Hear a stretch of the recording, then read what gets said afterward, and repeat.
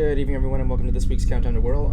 I was able to render this long scene. I just got to do some quick edits to it. One of the things I've been working on this week is redoing the pointy pony models, and it's so far it's slow, but I like what I came up with. I had to do some improving. I mean, finding wings for an alicorn stuff is crazy. I made every breed just to make sure I had options in case I wanted to make OCs or something like that, but that's another story altogether. Anyway, that was this week's Countdown to Whirl. I'll catch you next week.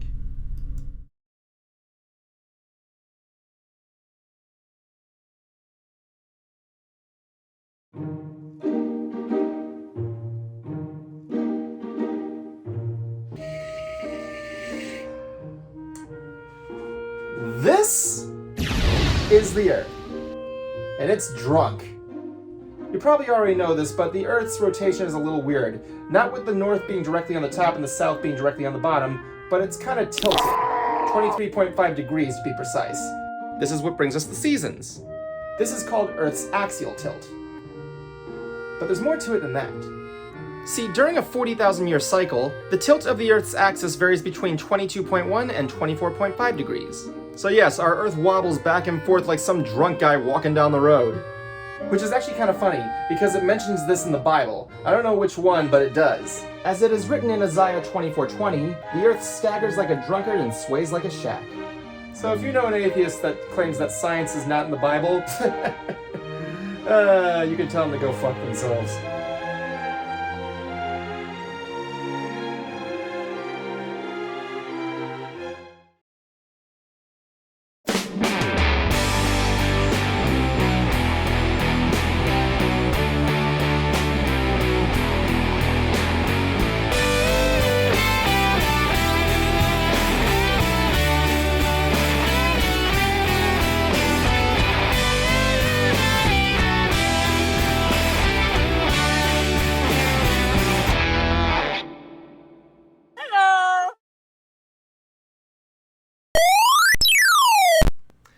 Good evening, everyone, and welcome to another nerdy episode of another Nerd Talk Show where we talk nerd. How was your week? It was really slow this week. It was crazy there. I don't know what else to say there.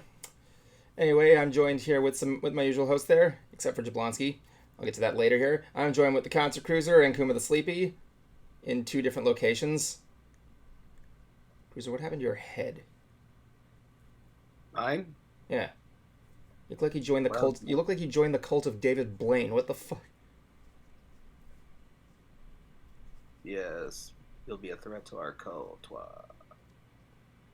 When did David Blaine suddenly turn into friggin'... What accent was that?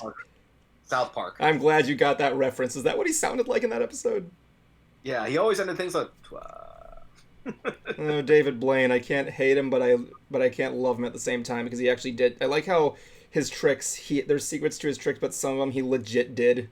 Like how that one trick of him standing on the pillar. It's pretty cool stuff.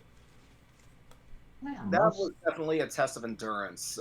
Things like him being submerged in water, or being frozen in a block of ice for 3 days. No, there's actually a secret to that one. Oh yeah, I do like the one where he was buried in the glass coffin.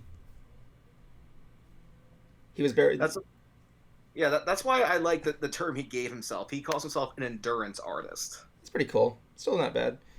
Kuma, how you doing? I seen where like he actually went to go learn how to do this not essentially a magic trick specifically, but he made it into one.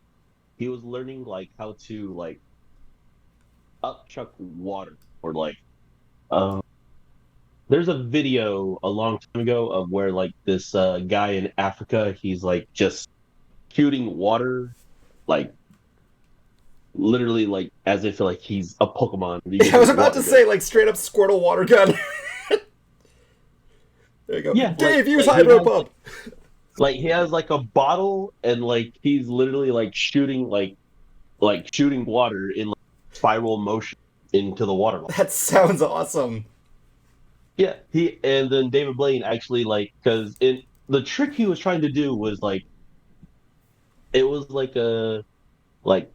swallowing fish and then doing a bunch of other things and then bringing the fish back up. I Yeah. believe it was something like that. You can see that done there. It's just weird. Anyway, tonight we got some topics here for you. We only got one trailer this week. Actually, not a whole lot happened this week. I mean, yeah, Spider-Verse came out, but I haven't seen it yet because I can't afford anything right now. But but maybe I'll try this week if I can resist the temptations and find some time to do stuff between my work. Anyway, tonight we only got one trailer, and that is for. I got the wrong thing down. Fuck. Okay, hold on. There we go. Tonight's for TMNT, Mutant Mayhem. Pretty good trailer. Again, and I got some thoughts for that one there. We've also got, speaking of Spider-Verse, Spider-Man fever's all over the place right now, and we haven't seen, and like I said, I haven't seen it yet, but we got something bizarre on the way that came out with Spider-Verse this week. Well, actually, it's not out yet, but it was announced this week. Yeah, you'll see what I mean. And lastly, we got food news coming at you, more specifically cereal. Because nothing else happened this week. I can only imagine they're just getting all this stuff ready for Comic-Con next week. Well, yeah. Not next week. Not next month, excuse me. If Comic-Con's happening next week, I'm like, what? So, like, yeah. Also want to wish you all our viewers out there a happy Pride Month. Always good to get a good start there. As you see, I got... It's also the beginning of hurricane season, which means something's getting blown. Mm-hmm. Not you. Anyway, Anyway. Do you want me to get the fire extinguisher for that one, mister? Yeah, that burned. Kuba, hit him with a stick. Maybe that might put out the flames. Damn it. It's funny because of my monitor. Forget it. So yeah, I got a message from Jablonski who wanted me to play stuff for you. Let me just get it here for you. He just wanted to leave you something, so here you go. Hey everyone, sorry I can't make it on the stream this week. I'm going to be a little incapacitated for a few days. Hope you guys have fun, and also heckle the living shit out of these idiots for me. Heckle the living shit out of these idiots for me? Come on, Jablonski. Only you would leave a message like that, you fucking gassel. Anyway, he also left you this message here, about a minute. I just got out of seeing Shin Kamen Rider, and I will say that, holy hell, this is really awesome. If you are a fan of Kamen Rider series, I highly recommend you see this one because it covers the first run of Kamen Rider pretty well and pretty graphically, too. Some body horror is involved. You're going to see a lot of the usual tropes with Kamen Rider, and also, stick around to the end because there is after credits, but it's not what most people would expect. But if you're a hardcore Kamen Rider fan, you'll really appreciate it. If you ever find the opportunity to see this film, even though it is a limited release, watch it. It is well worth the time. It is well worth the effort to find it. It is well worth the effort to get your hands on it. And if this ever does get a physical release like Shin Godzilla did, I would get it in a heartbeat. All right, thank you for that. He saw Kamen Rider thing, and I saw The Little Mermaid. I'll be talking about that later tonight. I am so sorry you did. We'll get to that later on. There was some stuff I liked. Honestly, with the movie, there was only one thing that was constantly bothering me about it, and that was pretty much one, but yeah. But, I couldn't, obviously I didn't see the movie, but there's a song in there that I could not make it through. What song was it? The Scuzzlebutt. Scuttlebutt. My friend said this about the Scuttlebutt. It's weird and out of place, but do you know what he said? I think this is my friend Alex who said this. He said, do you want to know what makes it more unfair? It's the fact that this is a Lin-Manuel Miranda's song. I don't get it. It's complicated. I mean, it's like... Who's Lin-Manuel Miranda? You don't know who that is. He's like one of the biggest composers right now. The guy who did... Dude, he did the music. Just because I'm a musician doesn't mean I know everything. Jeez, what didn't he do recently? He's mainly known for doing the soundtrack of Hamilton. Never saw it. But you know the soundtrack. You've heard at least one, not the whole thing, but you've heard music from it. No. Really? Yeah. Oh, yeah, that's right. You're not a musical guy. No, I am. I just haven't heard everything. He's known for, like, the soundtrack I haven't heard all the way through. Oh, you said musical, as in Broadway musical. Okay, I know what you're saying now. I recommend it if you want to hear the hip. What about you, Kim? Have you heard you've heard the music from Hamilton? Right. That he's written like the music for Encanto. Oh yeah, he did Encanto. He did Mary Poppins Returns, which was a really good soundtrack. My dad actually got it and I want to download it. Jeez, what else did he do? He did a lot, but one of his things from Hamilton that I respect most is his speed hip hop thing. His lyrics go at such a speeding pace, it's like crazy. And like there's a point during the scuttlebutt, but which I can respect on there with being able to pace yourself with all those lyrics. The only thing that I point out, here's a smart joke. You want to know what a scuttlebutt is? A seagull? No. It's no. It might be wrong about this, but in the Marine Corps, a scuttlebutt is the naval term for drinking fountain. That sounds gross. There's a lot of things in the military that use naval terms that sound gross. I mean, they call their bathroom the heads. So yeah. So whenever I had to use the restroom in ROTC, I'm like, I got to make a head call. Military's weird. Yeah. I mean, when I saw it going in, might as well talk about it now. I was expecting some elements, new story changes, some more changes to the characters and everything there. The stuff I liked is Halle Bailey. I did like Halle Bailey as Ariel. Or her singing voice especially. Her iteration of Part of Your World is breathtaking in my opinion. They gave some new songs there, especially one for the Prince Eric, whatever. Gave him a new backstory where he's adopted. I think I can't remember if that played a lot in there. And what's that on your back? Is that a Twilight pillow? It's Brony's. Brony has a Twilight pillow. What are you? You're at Brony's house? I told you I was. Why are you doing that? Because my cousin is visiting Orlando, and I want to stay close by. Yes. Anyway. Although, never mind. I'll wait till later. But yeah, I thought the music was pretty good. I mean, Lin-Manuel Miranda's, and they also got the original composer of the original soundtrack on freaking Alan Menken. And they came up with some good stuff there. The only ones I really couldn't get behind was Under the Sea, because I felt like the animation made it feel more lively. Although I do like how they gave Ariel some lyrical input in the song.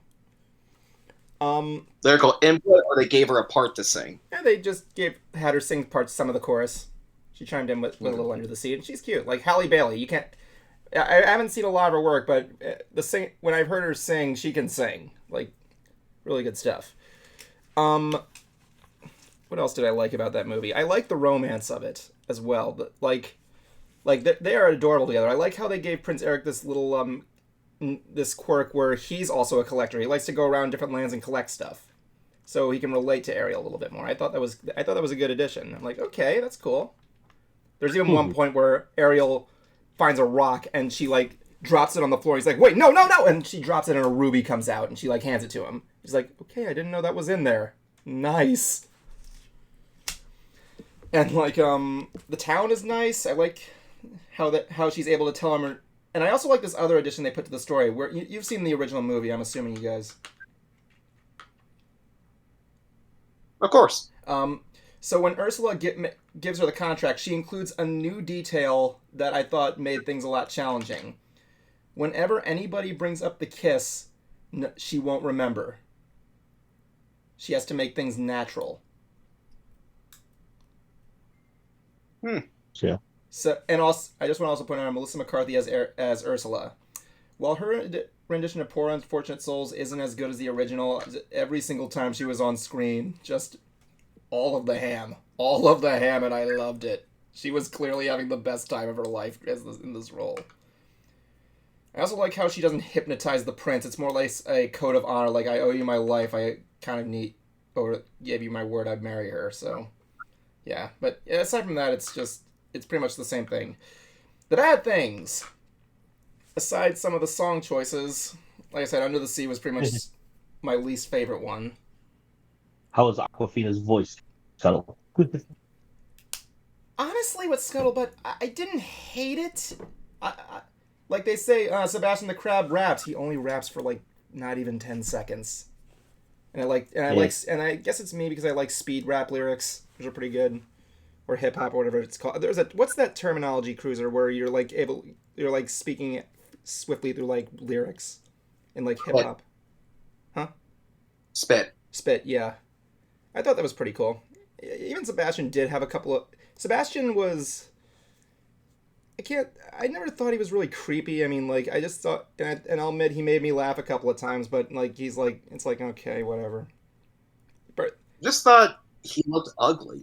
Frankly, I mean, look, here's the issue I saw is that, I've said this before and I'll say it again, some things need to stay a cartoon. In real life, fish, crabs, seagulls, they all look butt-ass ugly. But put them in a cartoon, they look way more friendly. Not true. Sebastian did look a little bit off place. I mean, Aquafina's Scuttle. She was good. I thought she got me a lot of laughs. She was pretty good. The other thing I couldn't really get into, Flounder. I basically kind of forgot he was there. They also didn't have the chef, but in that defense, in the original, he really doesn't have a point of being there anyway. So yeah. Yeah. He's there for just one joke. And it's a good one. Oh yeah, and no, it's good. It's just you could write it out of the film, and it's like, I won't miss much. There's no real development or anything like that adds to the story. By the way, Jodie Benson does have a cameo in it, and it's actually pretty funny. They're in the marketplace, right? Mm-hmm. And she gets a dish, and she's like, "Oh, you're gonna need this to eat it," and she hands her a fork.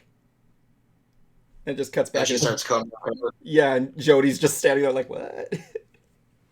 I thought it was clever. And like I said, like when Ariel also has a new song where she's curious about everything in the human world, and it's like she's singing it after she comes to the human world, and her song is an inner monologue. And we're seeing her interact with everything. I'm like, okay, this is pretty good. I like this concept. Again, I loved her as this character. I just couldn't get enough of her. Is it like the same way like in the Aladdin movie where Jasmine has that one little scene? Yeah. Yeah, except it's not like everything's freeze framed. Was that what happened in that song? I haven't seen it in a while. I don't fully remember, but I just remember her like she's just going around singing and then like touching certain people, like the guards and everything. It's all in her mind. So like as she's touching them, they're suddenly just like just turning into dust. Like yeah, because particles. of this. Yeah, it's like nothing that. like. Well, it's not like that. She's just looking around at the human world as these friendly villagers are like trying to give her clothing and food and clean her up and everything. No, yeah, but no, like how you said, like the whole thing is like in her mind and everything. Yeah, she's looking around. She's singing in her mind. The one thing that I think was the worst part of the film is Javier Bardem. Him as Triton was agonizing. Like every single time he was in the screen, I'm like on the screen, I'm like, please go away, or do something. Like, you know that scene in the trailer for the live action where he's like, she's a human, you're a mermaid. He does it in that tone. Yeah. That's the tone he uses throughout the entire movie. It's just stilted acting. It's like, what? Like, I remember the original King Triton, which is weird. A little side note here. I always thought it was King Triton, but no, it's King Triton. Well, yeah, because Trident is a weapon. No, is it Trident? The Trident is the object. Yeah. But his name is Tridon. It's Tridon, not Triton. Oh, I see. Yeah, it's just weird. But yeah, I remember the original King Triton having ranging from like a little jolly to being sensitive to being a powerhouse of rage. This one, he's like, I'm this guy, I guess. I'm King Triton. Oh. I'm like, dude, come on. It's like Disney, stop casting Javier Bardem in anything that involves the ocean. It's not working. What is it, like a melancholy feeling, or just like It's just stilted. He's monotone. It's like when he sees. is it the way he's played or the way like he's being portrayed? No, it's just his acting. Honestly, the way he's being played. Yeah. Like remember after he destroys Ariel's grotto and destroys all that stuff, and then when she's crying, he walks away and then looks back and feels really bad. He does that, but it's like he doesn't change his expression. It's like. Cool. Also, I will admit that the only thing I really didn't like with Halle Berry is she needs to master her crying. Like there were scenes where you think she would be crying, but she's not. Like she doesn't cry when her grotto's destroyed, or like when Prince Eric goes for the other girl. She's just sitting there like. I mean, even the mute can cry. Come on, shed some tears. Well, I'm sorry to say this, but I can understand, like, in the grotto, maybe, because, like, you're underwater. You're underwater. How are you supposed to convey that you're crying besides, looking sad? Yeah, she doesn't look sad. She's like, in the real one, Ariel has her hands and things, and she's making the crying noises, like, implying it. But she's just like, yeah, like she's down there, like she just friggin' lost a game of, like a board game or something. No, yeah, because I just love how you're just saying, like, her to look like she's crying. I'm right here going, like, yeah. Well, I could give you some scenes, but then I'm right here going, like, if she's crying underwater, that'd be hard to tell, yeah. But yeah, aside that, if you want to, I put it on again, honestly. I like most of the stuff there. If anything, I give it, like, maybe a 3.5 out of 5 or something like that. Nothing to write home about, but it's worth waiting to stream. I know a lot of critics are tearing it apart, but my girlfriend had fun. We enjoyed it. We had a good time. I didn't hate it. It was okay. Speaking of which, hi everybody. Nikki's in the chat. I went to a 7-Eleven and there was a guy in front of me talking to the guy at the register, telling him that he took his daughter. I don't know if he said daughter or daughter, but like one of them said that they didn't want to go, and he goes like, "Hey, no, we're gonna go watch this. It's a big moment. You may not know it, but it's a big moment for me." Seeing Little Mermaid with your daughter. I actually had this cute. No, because like they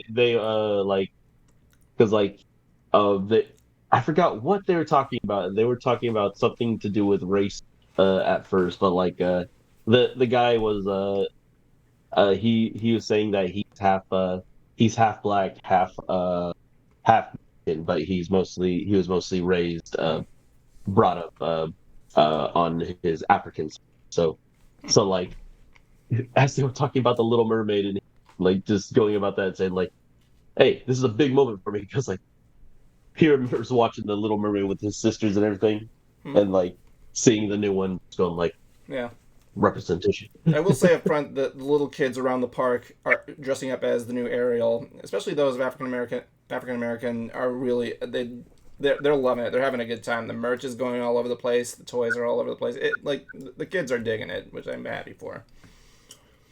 But anyway, applauding some of the people that have been going to theaters dressed up as actually wearing like literal like mermaid tails and everything.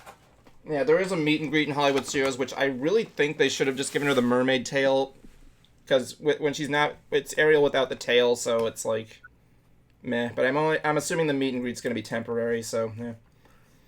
With that being said, let's talk about the trailers this week.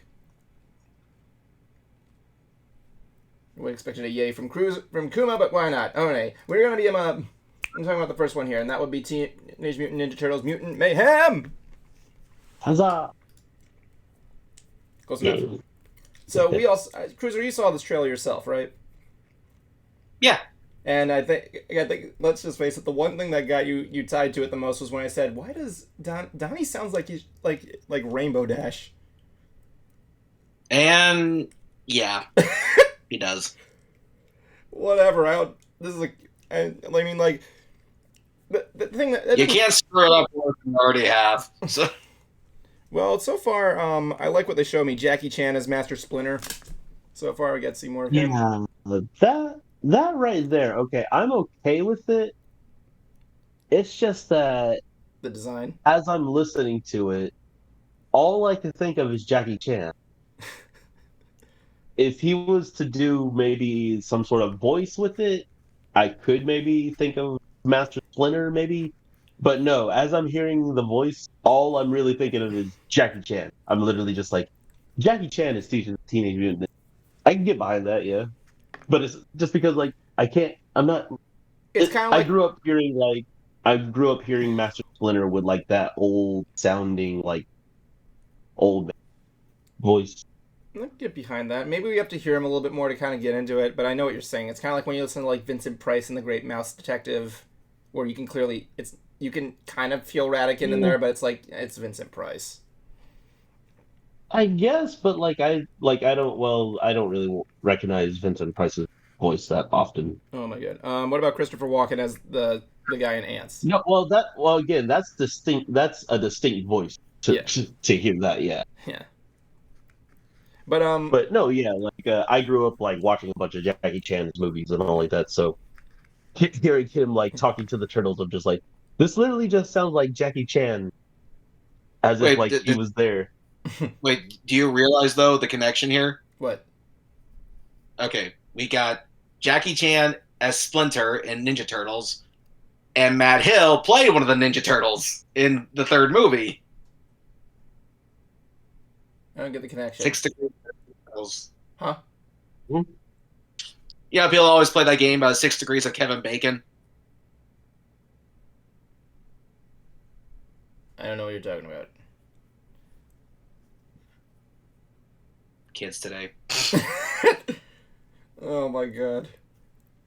Hey, but like, I think I speak for all of us when I say the thing that sticks out the most about this movie is that art style. I love it. I love it. Like, it's clearly influenced by Spider-Verse. But I like how it looks more gritty. I like how the grittiness to it, the details in like the background, like the graffiti on the walls, the disgusting slums, the everything looks great. Evan, that's not inspired by Spider-Verse. That's literally inspired by like present and old school New York, honestly. But the art style, no, the art style is all its own. It could be inspired by like you said from Spider-Verse, but this art style, it's all its own thing. Actually, funny enough, Spider-Verse is like they had to do like a whole 2 rendering idea. Oh yeah, of course. But which is actually kind of funny because the producer of Spider-Verse, Christopher Miller, actually commented on it. To which he said, "Beautiful, fun trailer for TMT, directed by our friend, Row Your Boats." Okay. That's what the Twitter handle is for Jeff Rowe. Oh, I get it. Jeff Rowe, Row Your Boats.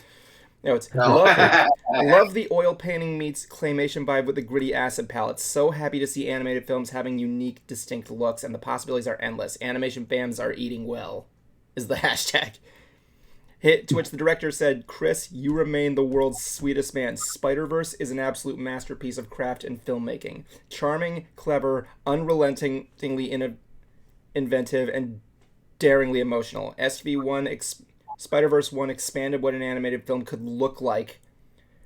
Like this one expands on what an animated story can be with a groundbreaking and unconventional narrative." You know you had good art style when the guy who did Spider-Verse loves what he sees. Come on.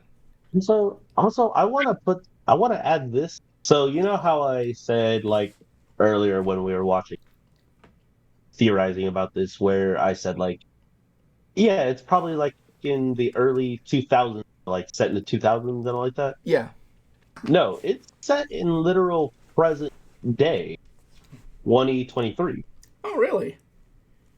Yeah, there's a scene where they're back in the sewer and they're trying to pretend that they didn't do something, and then Leo goes, the guys all wanted to go out and get pizza and do something like this, and I tried to stop them, blah blah blah, and like that, and then Mikey goes, "Dude, you totally ratted us out." Master Splinter just goes, "Hey, don't use that word that way." Yeah, he literally goes, "Hey, don't use that word that way." And you hear Leo say real quick, or unlike, it's kind of like very low to hear, but if you have subtitles on, he literally says, I mean, 2023, Mikey. I like they poke at that. But like, yeah, like the other stuff I like there, I like the design of Baxter Stockman. I like the stuff of Bebop and Rocksteady. They're clearly not throwing in the Foot Clan in this one at least. They're going with the other guys. Mm-hmm. Is Krang in this one? See a build up to it, maybe. Most likely. You said that they're probably building to it, Kuma. Yeah, they might build up to it because, they haven't showed it specifically, but I wonder if we will get their version of the split of the Splinter. Oh yeah, I was gonna say the Splinter because I'm playing the trailer as I'm watching everything. Yeah, but yeah, I would. If that's the case, I want to see what the Shredder in this universe looks like.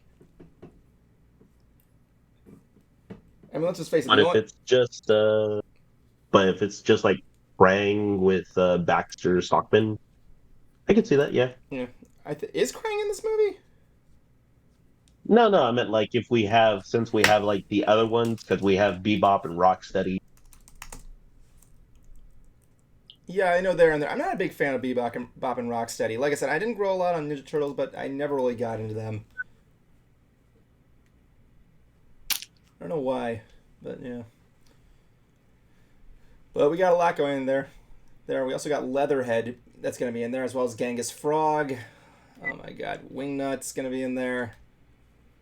I like the design of April O'Neil as well.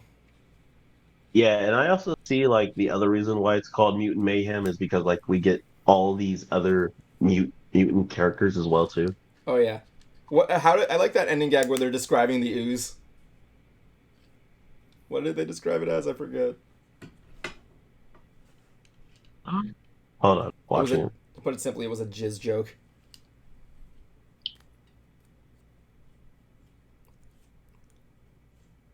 I don't know. If I wanted to see jizz jokes, I'd watch 10-inch Mutant Ninja Turtles. And before you ask, yep, it's green. Anyway, speaking of Spider-Verse, as you know, everybody's going crazy for the movie. Breaking records. Haven't heard anything negative. Like my buddy Alex was going through, and I'm like, dude, I want to find something negative. I'm trying my hardest. I can't find anything too big. That sticks out. He's like, I need to see it again just to make sure. Maybe 2 more times. But like, anyway, that's another story altogether. Since we haven't seen it, we can't really talk about it. Jablonski's going to be seeing it, and he's definitely going to be talking about it. I need to see it this week if I can.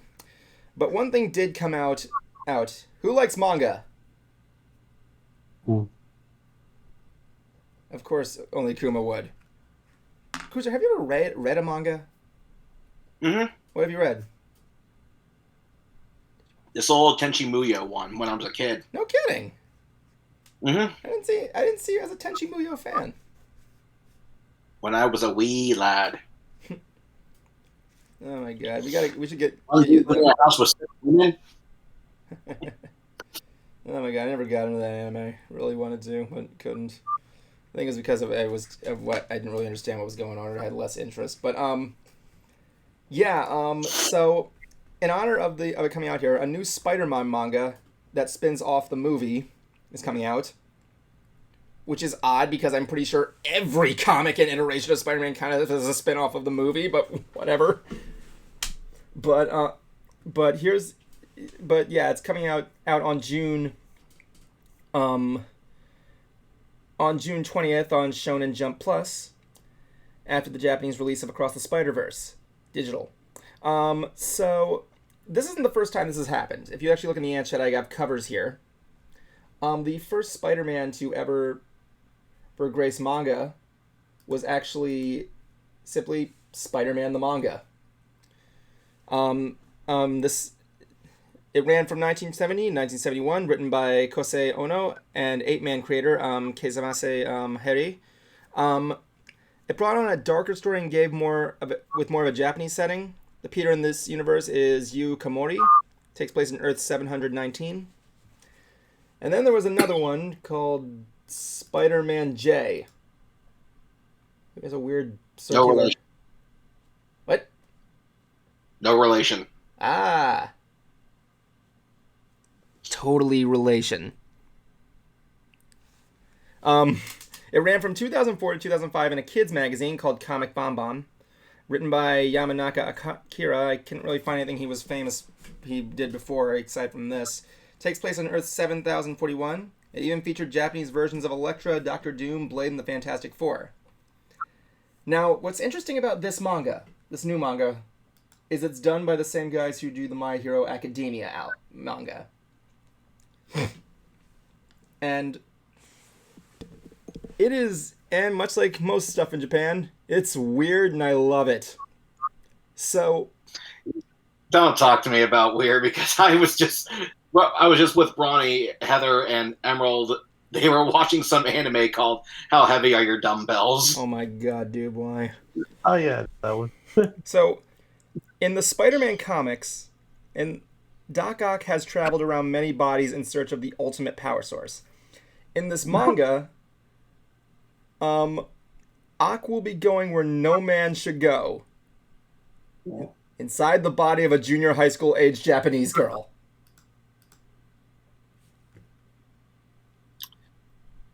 No. Yep, he's totally doing it. He's totally doing it. Never thought I'd do this, but let's change the subject. Nope, I'm gonna go in there, man. The manga is entitled Spider-Man Octopus Girl. Oh god, the implications. Keep Brony's shit out of my video. But no, it's I saw this and I'm like, but no, this is why I wanted to talk about this. Maybe it's because of the design, but this little girl looks familiar. You look at the ants chat, like, Kuma, I feel like I've seen that girl in something else. I don't know. And what? I don't know. Like, she was done. It's been a while, but I could have swore I've seen this design somewhere else on our show. Or maybe I'm just have a bad memory. I'm getting old. But I didn't even know Doc Ock was able to travel to and from bodies. Actually, there's in the comic, I forgot what doesn't, but Doc Ock's mind is put in, or is like consciousness is swapped with Peter's, I believe, or something happened to where he becomes the superior Spider-Man. oh yeah, I love Superior Spider-Man, where Doc Ock becomes takes the place of Peter. Yeah, I think that's the one. Oh yeah, definitely. I'm trying to see. I'm trying to look up what. I didn't even know. Apparently, Doc Ock has Alzheimer's. Didn't even know that either. I'm trying to figure out what he's done. What's this? 30 weird things about Dr. Octopus's body in Spider-Man.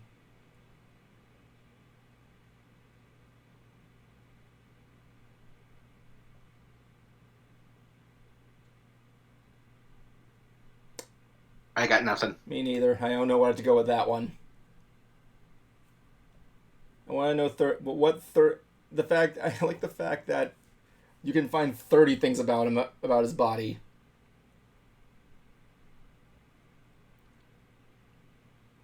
Oh, apparently his tentacles are made of adamantium. I'm surprised, but not. Also, apparently they have names. Yep. What are the names? I know one's blinking. What did you say one was called? Oh, I think someone's knocking at my door. Real quick. I'll be right back. The answer was Larry, Harry, Flo, and Mo. Flo was the top right tentacle, given the female name because it was the most motherly to the Doctor, removing his sunglasses and holding his teacup. And yeah, apparently this was actually done by Alfred Molina and the puppet Cheers. Which is pretty cool. Oh my god, he's done a lot. I like this one image of him holding a mug that says Evil Genius. Oh, Doc Ock. Let's just face it. You wanted the tentacles. You totally wanted to wear those tentacles, Cruiser. You cannot tell me otherwise. No comment. Really? Really? You can't. No comment. You can't get into the tentacles. Not saying anything. You're gonna get into the tentacles. Not saying anything. Say it. Say it. No. I know what you want to say. I know what you want to say. I know you want to say it. I know you want to say it. If I were standing next to you, I'd be poking you profusely saying, I know you want to say it. I know you want to say it. I know you want to say it. I know you want to say it. No, I'm not gonna say anything. Cruiser, say it. Say it. Say No. it. Say it. No. No. Have you seen enough of a certain genre to know where this would be going? Yeah. Say it. I am giving you open I see no outside to know where this is going. Yeah, he said that thing. That thing. Yeah. Save it for hentai night. But having fun with your lightsaber there, Akuma? Yes. Can't wait for our trip to Galaxy's Edge. Cruiser, you're coming too. I'll see if I can try to get that day off. Get that day off. Bring $300. We'll make yourself a lightsaber. No. Do it. Do it. No. Do it. No. Do it. No. Do it. No. Do it. Do it. No. Do it. Do it. I said the line. I'm not doing this one. Yep. Yep.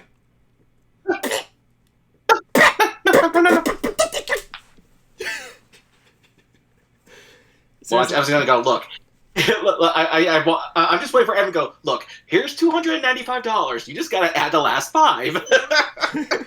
If you did have that, would you buy it? If you gave me $295, No, I mean, like, sure. Yeah, totally, man. I would if I could. You need a lightsaber. Didn't you make one time with me? One of the plastic ones?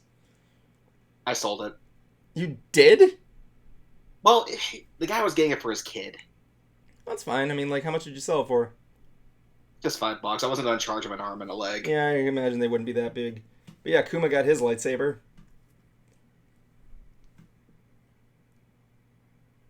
I mean, I got lifesavers. They're delicious. Too much sugar, but they're delicious. You get the sugar-free ones. That's That's funny. so fun. It's funny because, like, I went to Sci-Fi Bartow and an Ultra Saber was there, and one of the lightsaber hilts was the Lego lightsaber. I wanted to buy it so badly. I gotta get it. Anyway, hey kids, who likes cereal? I wonder what other one. What? What different? I don't know. I was thinking of the handle for the next. I mean, the next one you're gonna build by hand. You're definitely gonna be joining us with the lightsaber build at Galaxy's Edge, right?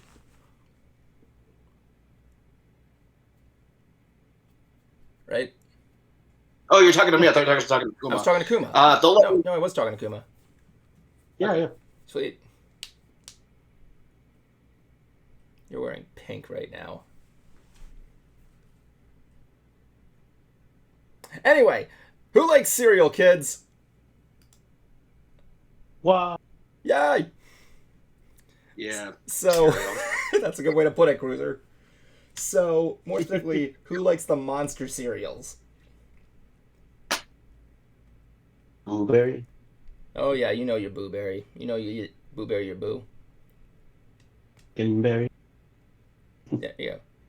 The Frank. That was the thing. I was talking to my girlfriend, and she said she was totally down with Frankenberry. And then I showed her Count Chocula. Let's just go down here. Count Chocula, Frankenberry, Booberry, Yummy Mummy, and Fruit Brute. Why the fuck are we not dressing up as these guys for Halloween? Anyway, I would totally love to see Cruiser as Fruit Brute. Sounds kind of gay. Yummy Mummy doesn't sound gay. Come on. That sounds like the name of a MILF porn. Okay, what would you want to be?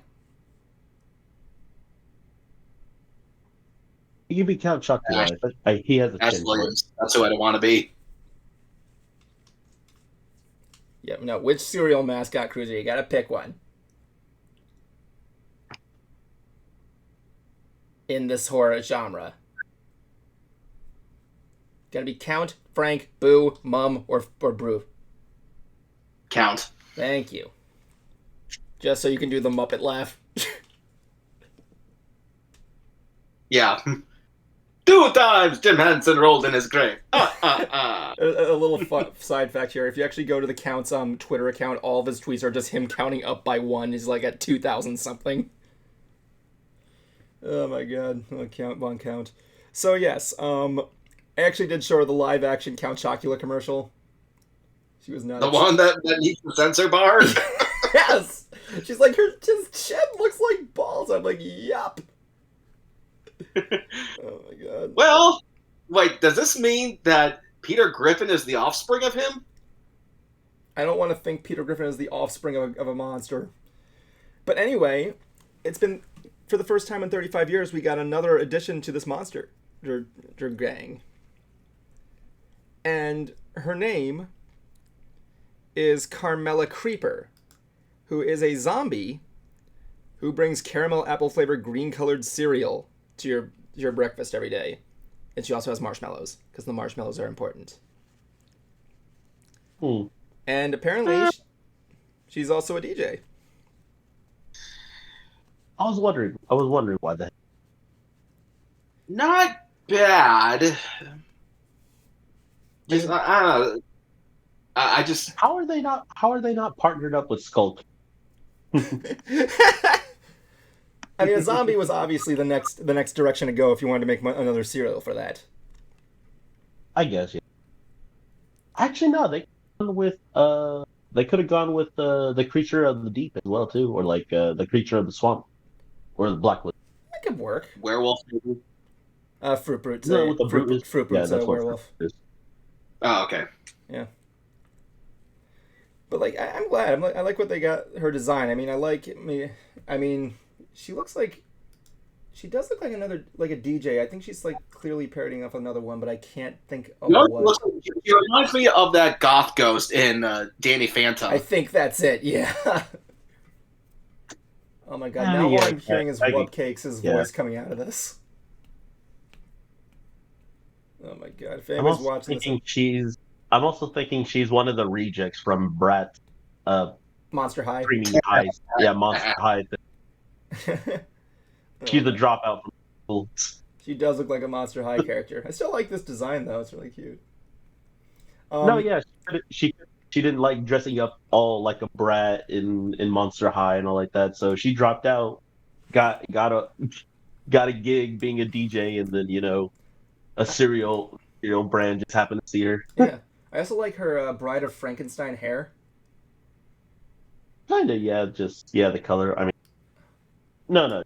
I'm style. sorry. I should rephrase that. The Bride of Frankenberry. I mean, then again, Frankenberry looks like. Supposed to be his daughter? I guess.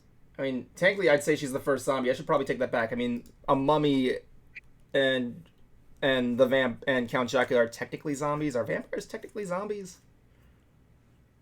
I don't know about vampires. Mummies. No, I don't think they would classify. Because the thing is that with the vampire, in a way, is it's like Frankenstein's monster. They both need the heart, but zombies and mummies don't.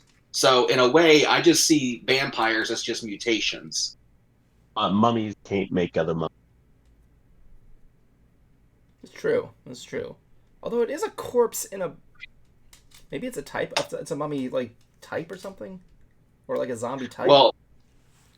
Well, the zombie survival guide did consider the mummy as the first zombie, or at least a member of the zombie clan or tribe, I guess you could call it. And depending on what kind of mummy, you would have like a mummy with ancient powers, psychic ability. Yeah, but this is yum. But this is yummy mummy we're talking about. He has the power of cereal. Would that work? The ancient power of cereal. I mean, we all seen Courage the Cowardly Dog. We seen. Oh yeah, I love that episode. The slab. I like that one episode with the mummy where he's like hijacking with all these like immigrants, and then he's like, "You get out," and then he just shows his passport. He's like, "Oh, okay, cool." That fucking mummy! How you see his adventure trying to get Muriel. The one I found really stupid was the episode of Flan. Flan. Flan. That's all that was on the TV shows. It's like the big face of the round guy just Oh yeah. going, Bye, Flan. Flan, Tessie Flan. flat, Bye, Flan, Tessie Flan. flat. Hey, you want to know? I want to try. Actually, no. You want to know what I want to do right now? I want to try something. I want to try something right now. Alexa, please buy me a bag of 200 small mini babies on Amazon now.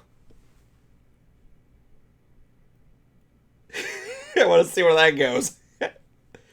My girlfriend's gonna kill me because she's an Alexa user. But the funny thing is that what's even I should also put down here. Additionally, it looks like General Mills will be releasing a new Monster Mash remix this year, which includes all the previous cereals plus the new caramel apple bits. So that's a CD, I'm assuming. So I guess Cruiser has something for Hooked on Harmonic soon. Well, did you see the One Hit Wonderland episode with the artist who made that Monster Mash song? I heard of it, and it's like he clearly had a theme that was trying to go on, but it didn't really work out too well. Yeah, he apparently could just do this Vincent Price impression. And no. Bobby Boris Pickett Karloff. Boris Karloff? Yeah, it was a Boris Karloff impression that he could do. I was working in the lab. I don't know. I wanted to hear Peter Lorre. It's like, I was working in the lab one night. It was like one of those freaking...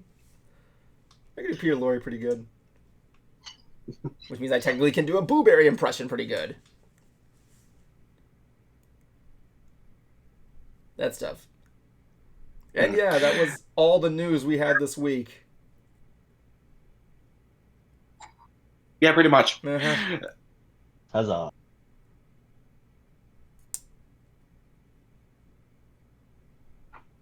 Cruiser, smell that flower that's in the background.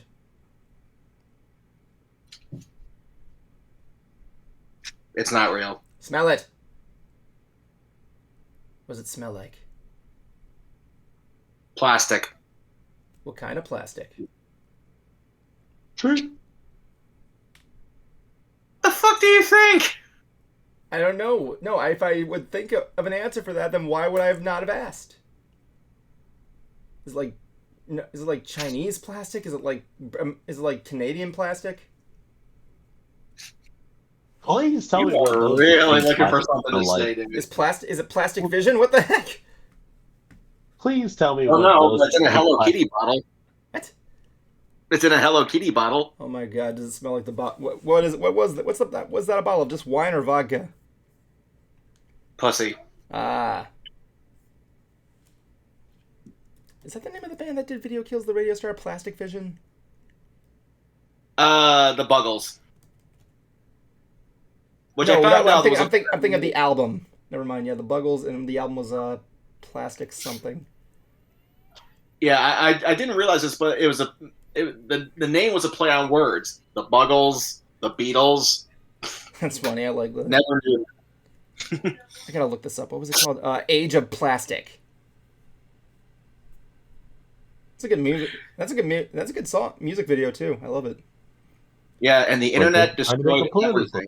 Yeah, that's literally the irony of that song. Video killed the radio star, but the radio killed the video. But TV killed the radio star, or the video star, or something. Why does MTV exist still? All right, well, we got a little bit of time here for Hooked on. There is a bit of controversy that happened that I want to talk about. Rammstein, the band that I loved so much. Well, turns out the singer is being accused of predatory behavior. Now, I'm going to withhold judgment until when this case goes further along, we have some more evidence and things have been said, or brought up, I should say. But the optics are not in the singer Till Lindeman's favor, because he has a solo project just named after himself, and the guy did 3 videos. One was called Till the End, the other's called Nebel, and the other was some backstage video. all three are highly pornographic and shows a lot of. Do we want to advertise this? Not exactly. We'll say good behavior towards women. Let's not. Did you say the name of the album yet? They weren't albums; they were just singles. Oh, one-off singles. Why don't we just not say the name of the singles, and just for that case? Well, I already did. But the damn point is that the like I said, the optics are not in his favor. Even if he did not do it, the perception he now gives off is dangerous. Because the fact of the matter is that, like it or not, he is a public figure. And if that's what you're putting out there, then this is what people are going to expect of you. And the sick thing is that this guy is a grandfather. He can shield his grandkids from seeing this stuff, but he cannot stop others. And at some point, these other people may look to his grandkids and go, "Your grandpa's a pervert." Yikes! Yeah, I mean, when you're huge, your grandchildren are going to find that out. It's like looking up. Yeah, I like the guy as a singer, but the thing is whenever he definitely talked about sex in Rammstein. He sang about it. He wrote poetry about it, and gave off this perception that he was just this exotic lover trope. But when he did these 3 videos, that put everything in the past tense. And now he just comes off as a pervert. I mean, because of this, I cannot even look at him the same way. Now, I don't regret trying to meeting the guy. I still like what Rammstein did, but when it comes to his solo stuff, no, that crossed the line. I'm going to take his solo albums and sell them. I cannot get behind this. I understand. So, I remember Rob Mansfield poetically once said, I think this was something he did about Gary Glitter, where he said, the music should be separated from the man. But when it depends on how big the atrocity is, it's kind of hard to do so, correct? Yeah, I mean, I've always had this, when people talk about separating the art from the artist, I always had this thought of, it depends on how harmful the artist is. I know. Or what they, because for me, and I even discussed this with Lee Tokar and Brony on one of his live streams, someone like Weird Al, I'm sure he and I would never agree politically, but he's not trying to recruit anybody. He's not trying to spread some message. So I have no problem with supporting him. But with a band like Rage Against the Machine, who full-on supports socialism and showed their fans how to get involved and learning what socialism is, I realized I can't support this. And I stopped listening to them. And to this day, I haven't. I mean, it's like when you look at Marilyn Manson, he has a song about how capitalism. It's like,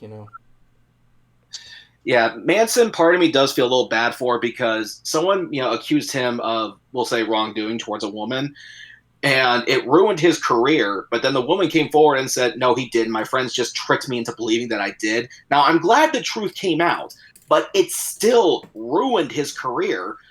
Granted, with what he's putting out, yeah, dude, this was the perception people got of you. I mean, what did you expect?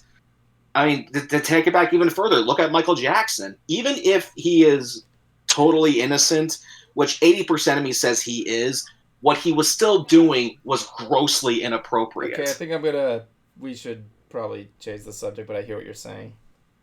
Just want to kind of... It's time for Hooked on Harmonics. Yeah, it's time with that dark note, really dark note to leave off on. We'll be back with Hooked on Harmonics. And I gotta go take a shower.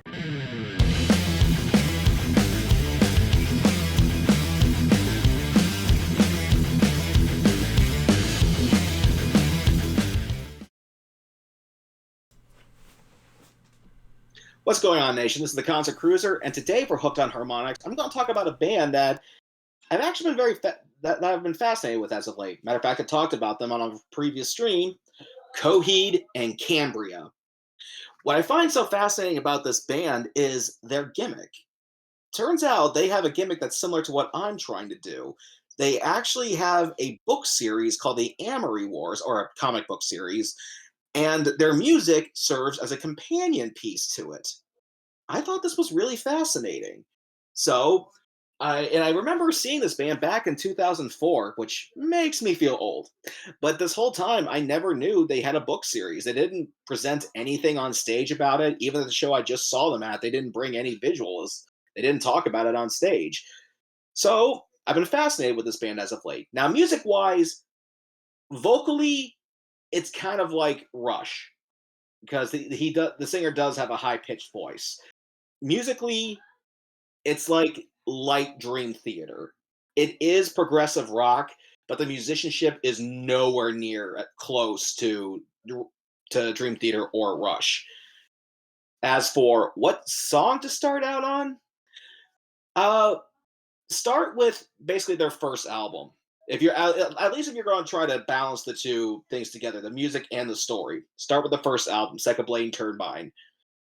If you want to hear just something good from the music, then I would recommend checking out the album Baxis Act 2.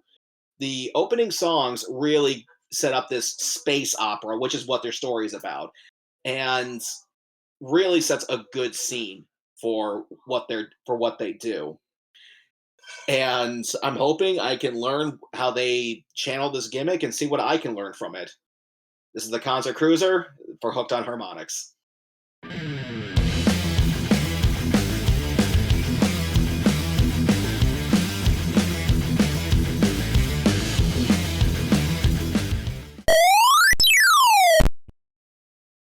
Welcome back, everybody, to another nerdy episode of another nerdy talk show. Hey, Kuma. You like food, right? Gotta go to the bathroom. You do that. Kuma, you like food, right? I can't hear you. Yeah. Have you ever tried? Do you like goldfish crackers?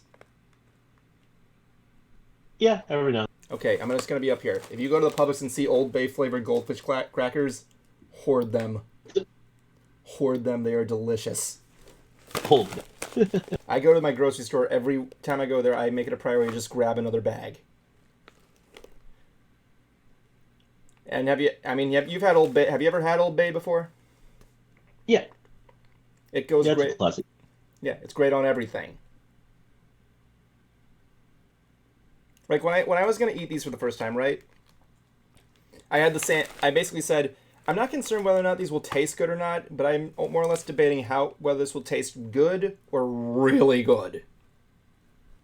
I mean, you put it on everything, man. I mean, I put it in my oatmeal a couple weeks ago and it worked. What have you tried it on? Mostly just just like mostly chicken usually, Mostly what? but mostly chicken. I have to try it on chicken. Oh my god, you ever had crab imperial? No. Okay, so it's like a paste with like crab meat in it, right? We went to a restaurant where it was a crab imperial pizza. They put the crab imperial in place of the sauce and then top it with Parmesan cheese, with melted Parmesan cheese, and instead of putting more spices on it, they doused it in Old Bay. It was fucking delicious.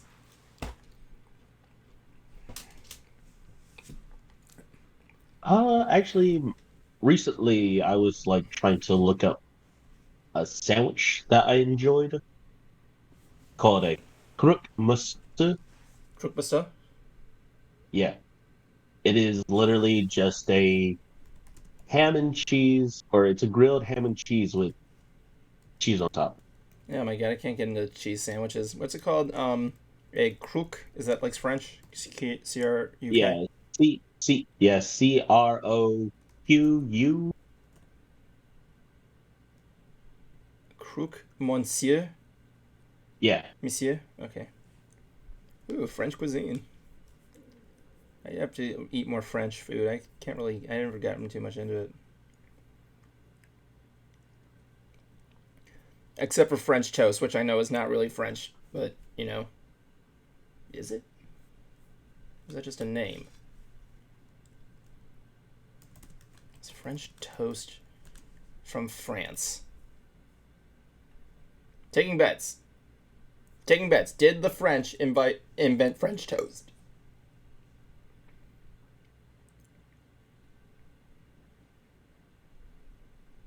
Kuma, did the French invent French toast? No. Okay. We should ask Cruiser to see if he knows. What is something that's really interesting though? I found this. I was at work this week, right? And we have this thing where we get our assignments at work, right? We call it CDS, right?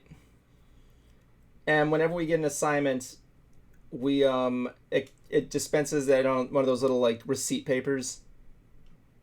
Mm-hmm. So one day we were out of receipt papers, right?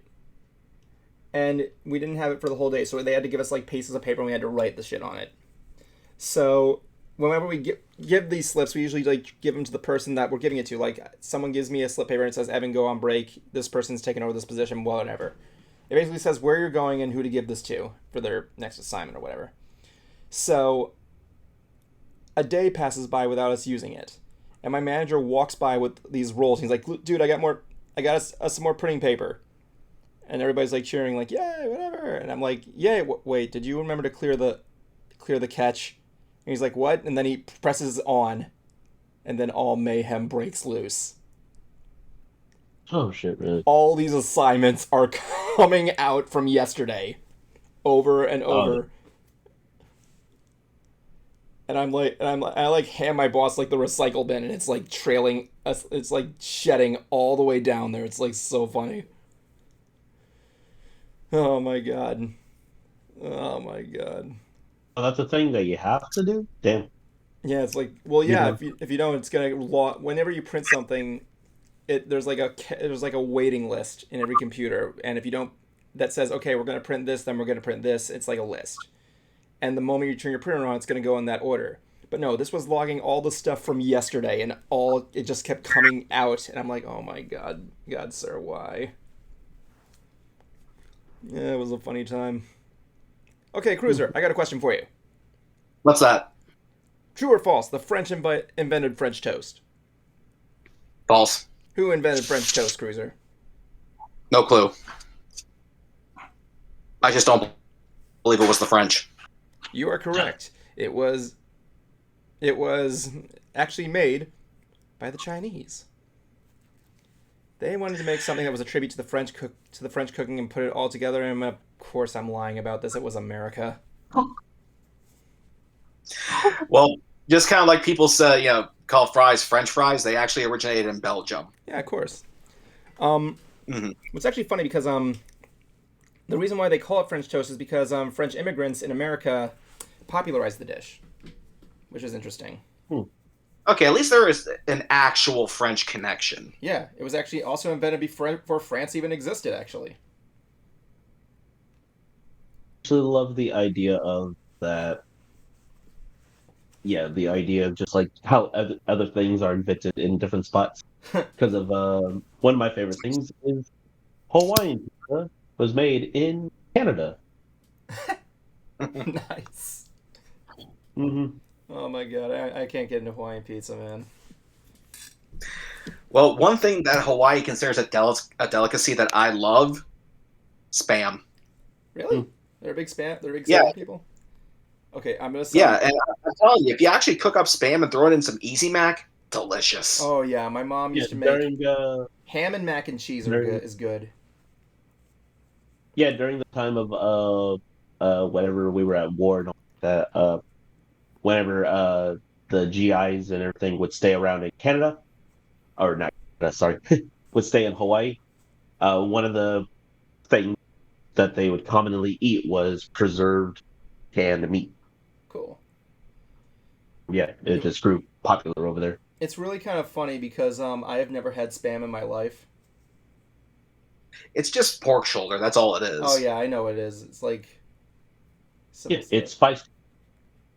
I know you can make really good stuff out of Spam though. Yeah, it's a lot better than people give it credit for. Oh yeah, I mean like like I said, my mom used to make ham and mac and cheese, and one of the things is I think I mentioned this on the stream before. I'm part of a 2% of Americans that likes putting ketchup on their mac and cheese. Cruiser? Oh no, Cruiser. Yeah, you could say that, but here's the thing: you tried it, and I was there to witness it, and you thought it was not bad.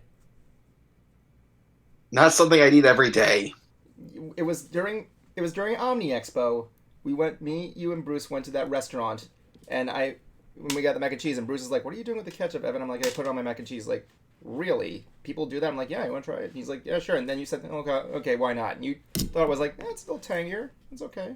Wait, wasn't that the same convention I barfed at? Yeah.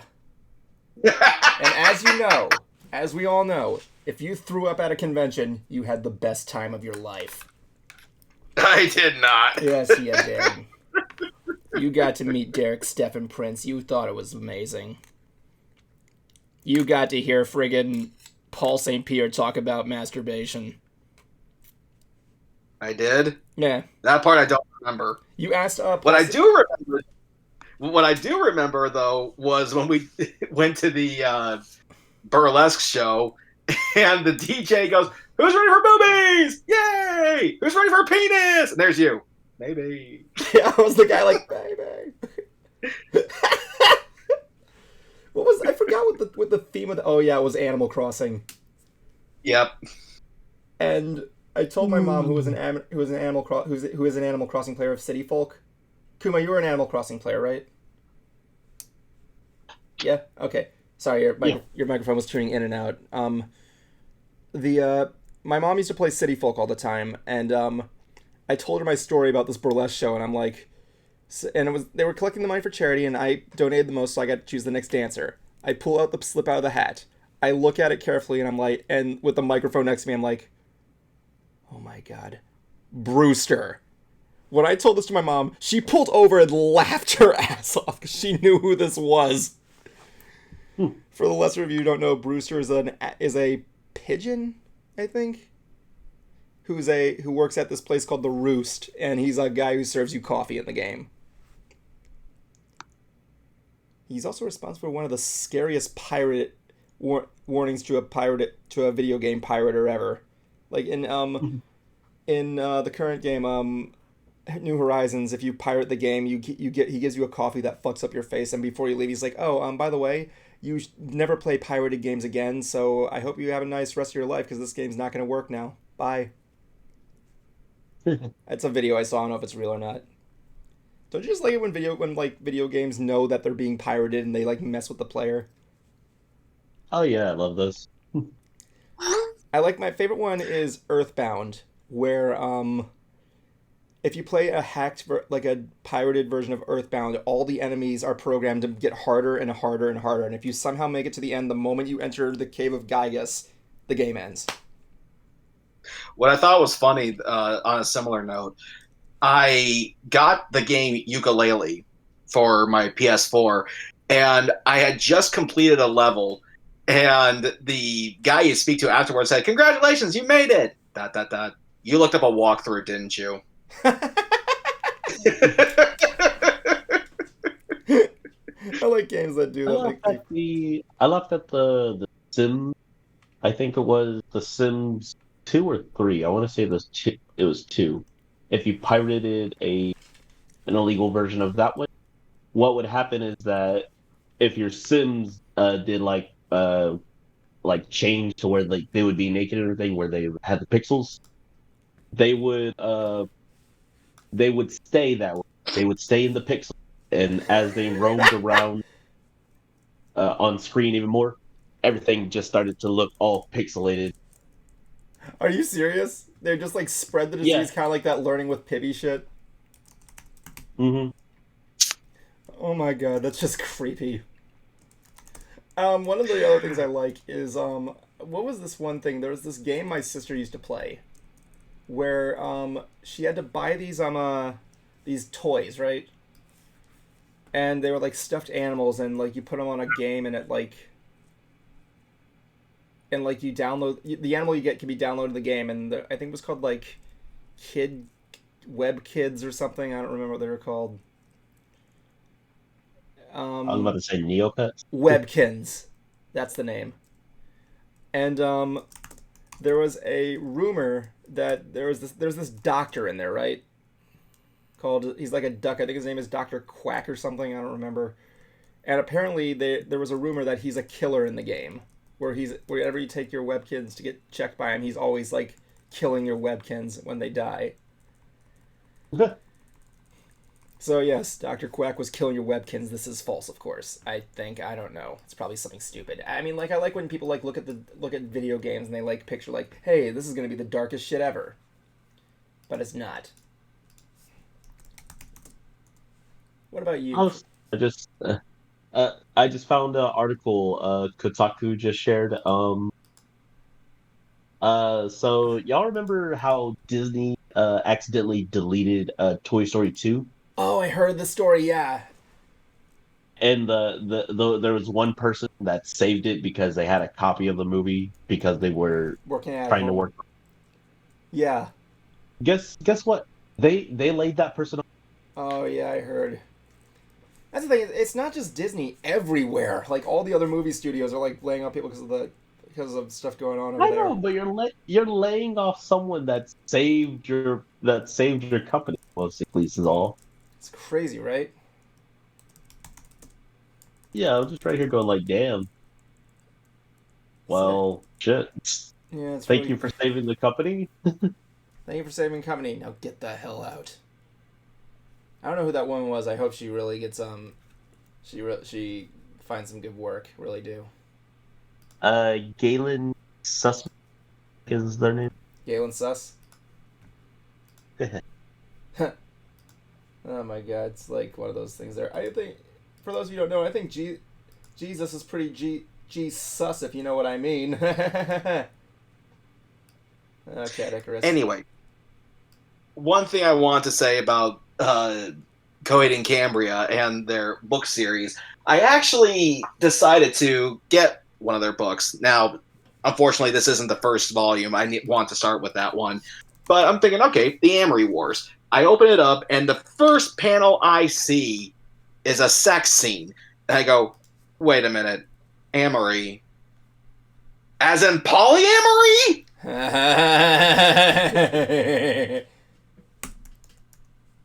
Yeah, guys, I have some questions for you. And as for the signed poster, I got this and Bill Skarsgård's Pennywise. Sweet. Because I traded my Adam West autograph. Oh yeah. Now some people would say, "No, I'm sorry to interrupt you there. Did you send that to my girlfriend? Yes, I did. Oh, she didn't say. I don't think she saw it yet. Yeah, she's gonna be. No, so she did. jelly. She did. Yeah, she responded. Oh, she didn't say anything about her being jealous. She goes, "Ooh, sweet." She loves her Pennywise. But I traded my Adam West signature. Now some people would say, "Why would he's dead? He's no longer around." This is very true. Deceased celebrities are always worth more. However, Adam made a ton of appearances and signed a ton of photos. Signed photos of Adam West are not that rare. So it's not that valuable. Matter of fact, the same photo that I traded for it sold on eBay for $78. So it's not like it's worth hundreds of bucks here. Now, some of the other cats from the series, if anybody has those, would probably be worth more. But Adam, no, he signed a ton of things. He did a lot of convention appearances. So, I mean, if you had like maybe a signed toy from him, that'd be worth more. But photos, they're not that rare. Oh yeah, I hear what you're saying there. I mean, like, it's kind of crazy when you see like random appearances. Unless you're Stanley or like friggin' William Shatner, I guess that would make an exception. Oh, did you hear that? Did you hear that noise? Did you hear that? That'd be the sound of the bell. The bell. To play our favorite game, Top 5. Welcome everybody to Top 5. This is where we spin this wheel and someone has to name their top five favorite things. So with that said, let's begin and spin the wheel. There are like hundreds of options. Today's winner is... Don't be me. The Concert Cruiser! No, I have done it 3 times in a row. You are taking one. Okay, I'll spin you one more. All right, fine. I'll do it one more time. There's only 3 people here, dude. You're All right. taking this All one. right, fine. The object I have to say is my top 5 favorite. Credit cards. Okay. Cool. No, I got a No. random. We started using a random object generator because it was kind of all over the place. Oh, okay. Credit cards. Chase.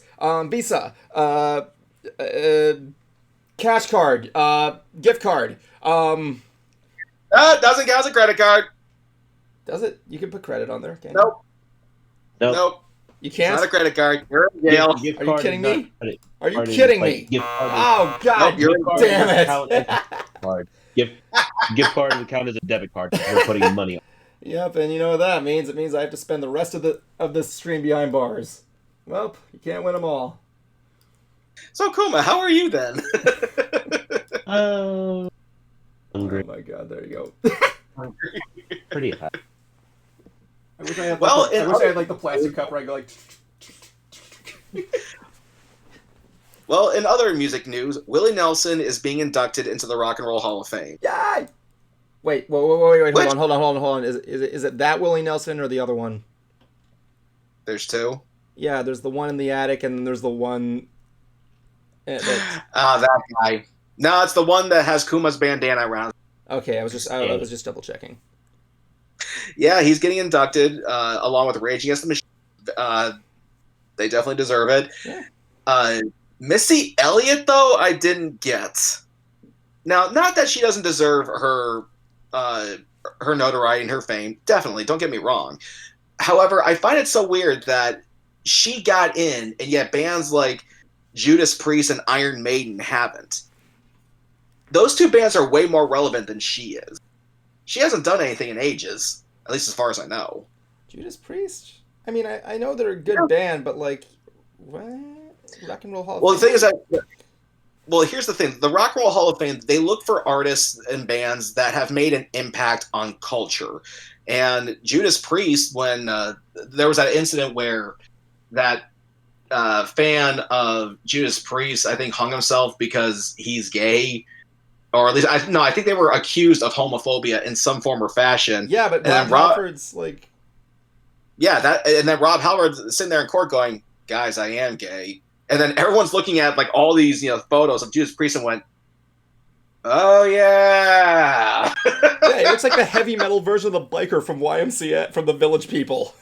I was about to say, it's not like they showcased it off that much, really. Oh my God! And yeah, he I mean, was like, the for first. everyone But not I to- guess when you dress like that, it can be interpreted as 2 ways. Hmm. One could just be interpreted as homosexual, and the other is meant to kind of look as rebellious rock star. But in this case, no, Rob Halford is indeed gay, and then the charges were dropped against him. Not to mention he's all, but yeah, he did put an impact color. He's the first openly gay heavy metal artist, correct? Yeah, the guy had a bigger impact on culture than Missy Elliott did. So why aren't you inducting his band? I don't know. And again, no offense to Missy Elliott, she definitely deserves her fame, but which one is more relevant? I mean, if you want to go with relevance, I guess. Because Rob Halford and his band, they're still making appearances on TV shows. They're still going off on tour. I was gonna They're look. still making. People are still using Missy Elliott's song. What's that? People are still using Missy Elliott's song. Like, I haven't heard any. commercials and That's everything, possible. It is possible. Hmm. So, yeah, I just thought it was kind of questionable. It's like, wait, what? But anyway, Which is weird because Rolling Stone let me see this. Halford has expressed his gratitude for the induction. Wait, what?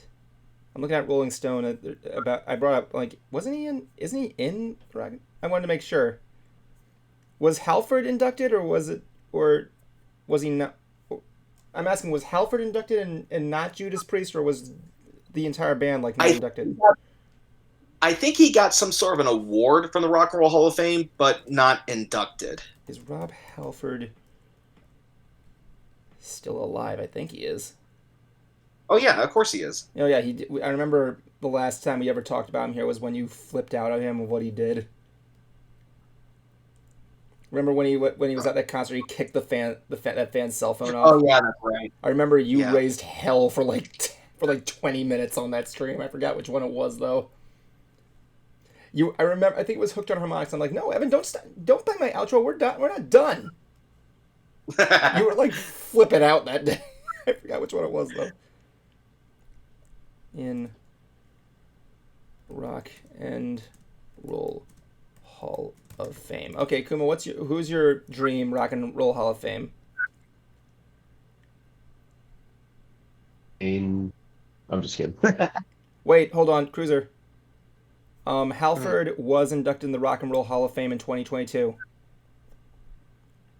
So that must be his band that wasn't. Along with the other current and former members of Priest. Okay, so I'm assuming what they're saying is Judas Priest wasn't, Then it must be, but the members were? then it must have been Iron Maiden then, because I know it came down to two bands that people were going, why aren't they being inducted? So it must be Iron Maiden then. Yeah, it says here actually in that you're actually in the members of Priest told Metal Hammer, when you're actually in the Rock and Roll Hall of Fame, you've given a vote as a band, and Maiden will get Priest's vote without a doubt. The article says Judas Priest Rob Halford. Judas Priest Rob Halford says Iron Maiden's Rock and Roll Hall of Fame nomination is absolutely overdue. Rob looks like a thumb.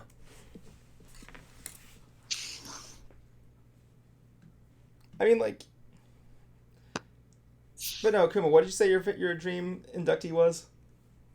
I was looking around and I said Little Wayne. Oh my God, I think I told you guys. I apologize if I constantly told you this story. I think it's obvious that you guys know I hate Lil Wayne. I think he sounds like a guy who's just trying really hard to hold in his laughter. But I remember what. And he could play a guitar solo. He actually did a pretty good. He did a open rap on with Imagine Dragon. Oh really? Yeah, there's a video of it's the whole lead up to it and everything, and he's right there just kind of spitting. One of my favorite things is that I think I said this earlier this week. Spider-Verse was a good movie when it gave me a Lil Wayne song that I can actually enjoy. What's Up, Danger? But I was wondering myself, what are Lil Wayne's concerts like? What are rap concerts actually like? So I look up a concert, and they're doing the build-up, obviously. They're waiting for him. He's oh, ready for Lil Wayne to come out or whatever. And they're playing these random songs to get the audience hyped. And we've been over this before. Yeah, Lil Wayne wasn't in What's Up, Danger. He wasn't? No, we've been over this before. Who did What's Up, Danger? Black Caviar, Black Wave. Really? Huh. I think we did talk about that.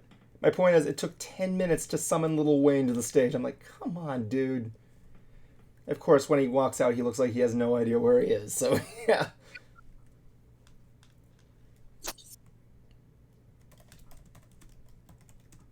I mean, it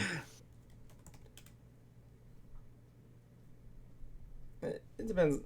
I mean, if you have taste in it, you like him, whatever. I'm not that big a fan. Let's see here. As I mentioned off stream, I think I'm just going to tell the story here too, because the people who visit amusement parks can baffle my mind at times. My cousin came down here for his graduation trip, and he knows that I know Universal Studios. That's where we're going, and he wanted to show me and his friends him and his friends around.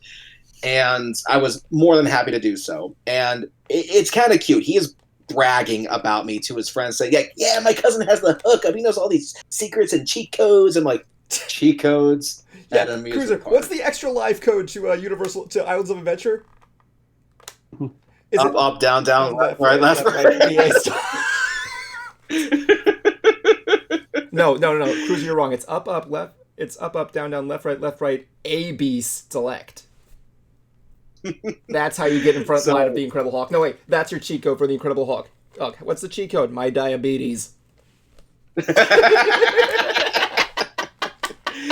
So we go there, and I told them to meet me in line for the Hagrid coaster.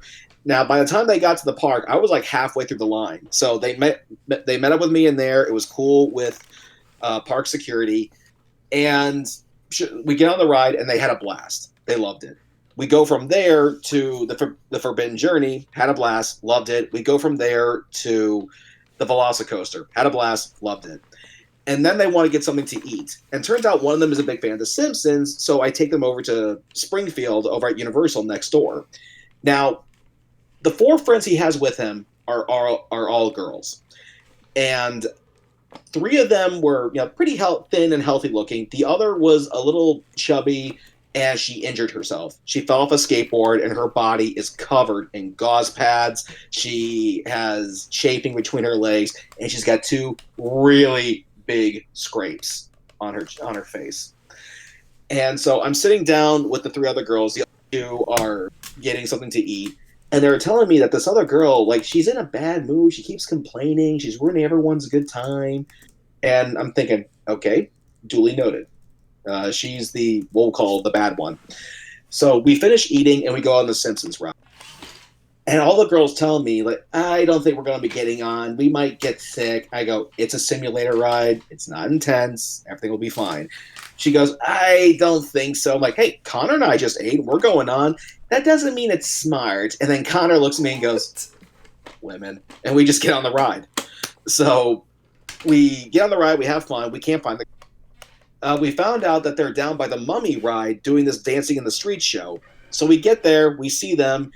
And I said, well, you know what? You haven't been on the Mummy ride yet, so let's check that out. We get on, have a blast, get off. We got 5 minutes before the Born Stuntacular. And he's been hyping up this show to them. I've been hyping up this show to them. I go, come on, let's get going. And she goes, is it a ride? I'm like, no, it's just a show. You just sit down. Everything's fine. Like, I don't know. I might get diarrhea and have to use the bathroom. And I go, do you hear yourself? You first tell me you don't want to get on a ride because you might be sick and because you just ate. Now you're telling me you don't want to see a show because you actually might have to get up and use the bathroom. And by the way, you were just jumping up and down and dancing in the streets. Turns out those 3 skinny, healthy girls they just want to take pictures of them on their Instagram. The other girl, the chubby one who injured herself, you know what? She may be complaining, but she is keeping up with me and my cousin. She went on every single ride that we did after The Simpsons. She may have been complaining, but yeah, she fell off a skateboard. She's injured. And I'm starting to think those 3 girls are the pill because the other girl was complaining about them. And you know what? I think I'm on the side of the girl that injured herself because you're from New York. Most of you have never come down here, and you're just going to take pictures of the sets, the facades. Now, it's one thing if you take a bunch of pictures of Harry Potter or Springfield, because those don't exist. They're not real. But all the other facades in there are from actual cities in America. You can go to Chicago and take a picture of yourself in the alleyways of Chicago. You can go to Central Park and take a picture of yourself in Central Park. I mean, but no, go ahead. I mean, I can kind of disagree with that, but I know what you're saying. I mean, like, yeah, you're having the trip of a lifetime, and you're wasting it on Instagram. So I'm on the side of the girl who hurt herself. I mean, like, you look at Kuma. Kuma, you said you weren't a ride rider, right? You're not the type of person that likes rides. You're more of like a scenic guy, correct? Yeah. Yeah, like Kuma at least admits to it. It doesn't come up with a fucking excuse. He can, like Universal, like only like a 2-hour drive from you. No, Kuma's no longer living in I'm not gonna say where, but he's closer. Okay, but the point is though is that he can just take there. These other people, my cousin, his friends, and his whole class, this is not just a round the corner drive. This is not some place where you can just drive like an hour to get to.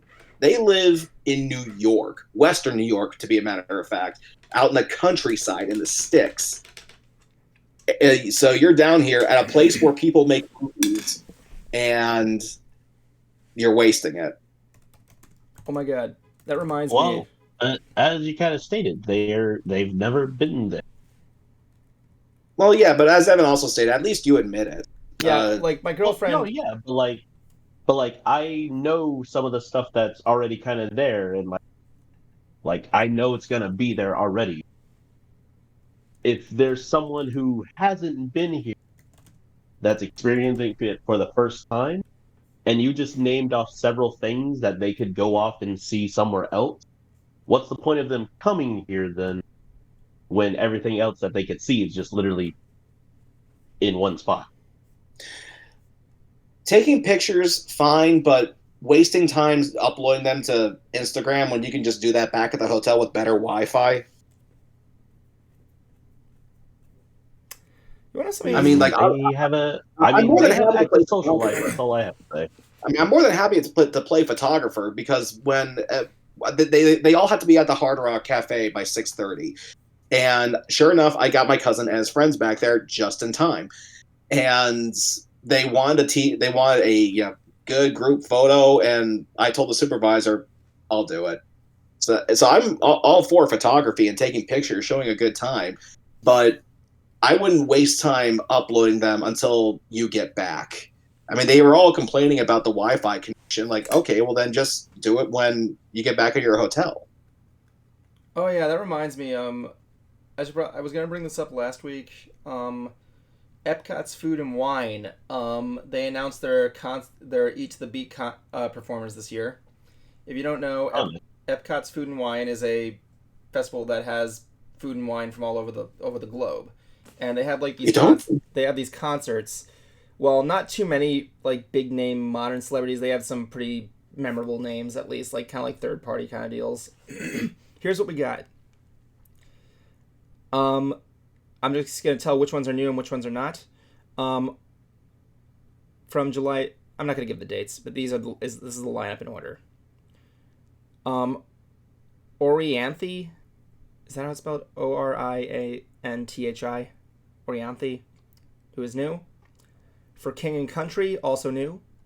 Southern Avenue, Tiffany, Ruben Studdard, and Haley Reinhardt, who's new. The Bacon Brothers, what the fuck? Yeah, Kevin Bacon. Is new. Joey Fat One and Friends. Don't you already have Joey Fat One's autograph? Me? No. I like how that's still a reoccurring joke. Aaron Jones, new. Philip Phillips, new. Oh my god, Cruiser, I want you to get this autograph because of how stupid it is. The Baha Men. Cruiser, let's face it. You have a lot of dumb autographs. The Baha Men is definitely a need for your autograph collection just for how stupid it is. Okay, hold on. Define dumb autograph. Like, name a few. It's like one of those bands that's like really stupid. It's like, imagine if you wanted like an autograph from the Shags. You would totally want an autograph from the Shags. Or like fucking... No! Or like someone like really low bitch, like, I don't know, like fucking... Oh my god. Actually, what would be the funniest thing to have signed by like by bands that have funny names, like say for ZZ Top, say I want to get them to sign a Babel collection. What I always wanted, I mean, it's not a band we're talking about. What I would love to have happen is have Michael J. Fox sign the Back to the Future 8-bit Nintendo game and write down, even with my signature, this game still sucks. Actually, I do have a funny story about that. I'll get to that after this lineup, but let's see. The Baha Men, Mercy Me. Ooh, Ray Parker Jr., that's a good one. Toby Mac, Celebrity Latin Talent, to be announced. Raul Acosta and Oro Salido, who is new. Los Amigos Invisibles. 98 Degrees? They're still together? It's a nostalgia act at this point. Ooh, Boys to Men. That's pretty good. Twice. Oh, wow. Mark Wills. Sugar Ray, who Bastink. Really? When's Sugar Ray coming? He's coming on October 15th and 16th. I don't know if they do autographs, bear in mind, but I thought these would be interesting concerts. See, X-Ray agrees. Who else we got here? Hoobastank. Yep. Air Supply. Taylor Dane. Billy Ocean. Hanson. We the Kings, who's new. Sheila E. Big Bad Voodoo Daddy. Oh, I love that band, actually. Oh, no. Yes, Big Bad Voodoo Daddy. Hell Okay, yeah. I went to Food and Wine and they were performing there. I was on the other side of the building. I didn't get to see them perform, but I fucking love Big Bad Voodoo Daddy. And 38 Special. With Sugar Ray, the lead singer, he appeared on this tribute album for this tragically short-lived band called Snot. In my opinion, they were the flag bearers of nu metal. However, the singer sadly died in a car crash just as their career was taking off. Yeah. So a lot of his friends who were singers, they got together, they made this tribute album to the guy. And I was trying to get like a bunch of singers who appeared on it to sign it, and he's one of them. I would love to see if I can get him to sign this thing. Yeah, Kuma, I didn't know you were a big fan of Big Bad Voodoo Daddy. Yeah, I only it was because I was looking up a certain group that did like a fire eater and all like that. Yeah. And I stumbled upon a video that had it was showcasing some other like show somewhere else, but it was the music that like I was listening to, because I'm right here going like, damn, that sounds. I'm just literally like, I didn't give a damn what the video was. Like, I'm just right there listening to it, going like, damn, who wrote this song? Like, I like just Spotify or no, I Shazammed. I was like, oh snap, that's pretty cool. It's like big, and I looked at the name. I was like, damn, that's a cool name. Yeah, like they I think Food and Wine is mainly is probably one of their more reoccurring concerts. They come every year. But yeah, I love their rendition of "I Want to Be Like You," as well as their recent song "Why Me," which is great. Nice. Of course, their song "Go Mine Daddy-O." is Save My Soul. Oh yeah, "Go Daddy-O." These guys are amazing. But Evan. it's like swing jazz. Evan, one thing I was tempted to do last night. I actually drove out to Winter Haven to pick up these signed items, and I made a wrong turn, and GPS set me straight. And it said, in 3 miles, turn on Champions Gate. And I went, part of me thought about pulling up to your house and like parking like a little ways away from it, just so I can sneak up to your window, tap it, have you look at it, and we jump in front of the window and go, you like hot dogs, right? Do you want to know what the ironic thing was? Do you want to know what was really ironic? Yesterday I was sleeping at my girlfriend's house in Winter Haven.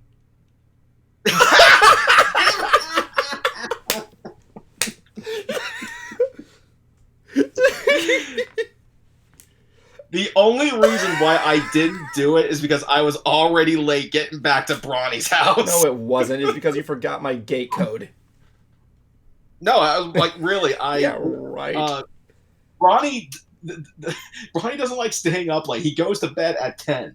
Okay, and it was already like 9:50 by the time I got to your place. Yeah, I'm expecting that you like that one Toy Story blooper where I'm on my computer and you're like doing that one blooper at the end of Toy Story 2 where Woody's in the Buzz Lightyear package and going like... I'm expecting to open my thing and your dick is like pressed hard against the glass like, oh my god, dogs, don't ya? No, I probably would have got my gun and I would have shot you or something. I have a fully armed suit. That's funny. You owning a gun. I own a Red Ryder BB rifle. Shoot. You couldn't break skin with that thing. Oh. If anybody got that reference, thank you. Actually, I don't know. I've heard stories of it can't kill you. Like, it can definitely injure you. I can imagine there has been deaths by being shot by a BB gun. But it's very low chance, like 2%. What about you, Kuma? Are you a BB gun guy? Did you ever own a BB gun? What? Did you ever own a BB gun? Yeah. My grandpa got me one a long ago when I was like 5 or 7. Oh my god! I used to have one that I lived in my old place in Aston, right?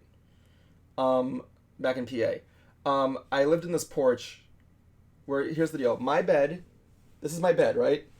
Window, window, fucking hot tub. That's not even a brag. I had a hot tub in my room. It wasn't filled, but I can brag I had a hot tub in my room. But the thing was that my backyard was there, so I used to go with my BB gun. I used to shoot pellets out of it, just shot at a tree when I was bored. Until one day, I decided to shoot a bird. How guilty did you feel? I cried. I'm like, oh my god, I didn't think it would hurt him, but seeing the thing die in front of me, I'm like, oh my god. I felt that way with not a lizard. Well, that's the thing. Like from what I've heard, from most hunters we're here for the sport, but in the end, there's nothing good about killing another creature. Like that's like a thing among hunters. I heard there's like nothing good about killing another creature. But yeah, I buried it in the backyard and I was like crying, like, oh my god, I'm a monster, and that's why I never shot another thing again. But it was like nuts. Like it fluttered all over the place. There was blood everywhere. I'm like, oh my god, it like died right in front of me. See, in my family, we've gone camping and hunting several times. So, me being below the age of 11, let's see, I've shot and killed a alligator, Cool. a deer. I think probably about it. Oh no! Breaking news. Oh, hold on, we got breaking news? Mm-hmm. Oh my god.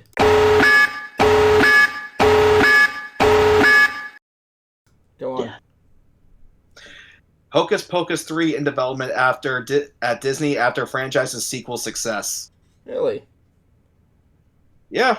I mean, E Entertainment. I mean, I heard the sequel was meh, but like Yeah. Okay. like nothing to write home about. But a third one? Yeah, which when it said like sequel success, I went, "What success?" I mean, I can't say it wasn't successful, but okay. Yeah, like it wasn't bad or anything. It just, I don't know. Those witches. After seeing that cat get run over, I have no interest in seeing anything Hocus Pocus related. You didn't like the original? Like honestly, Cruiser, the best thing I was too young. I was too young to really get the jokes and what like I didn't even know what a virgin was at the time I saw the movie. But I just did not want to see that cat get run over. Oh yeah, like here's the thing: if you ever want to see Hocus Pocus, the only thing you can watch it for is Bette Midler. They're in her singing, because if you know how she heard her sing before, you can't go wrong with that. Fun fact: whenever she performs "I Put a Spell on You" on stage, she's always in the Winnie costume.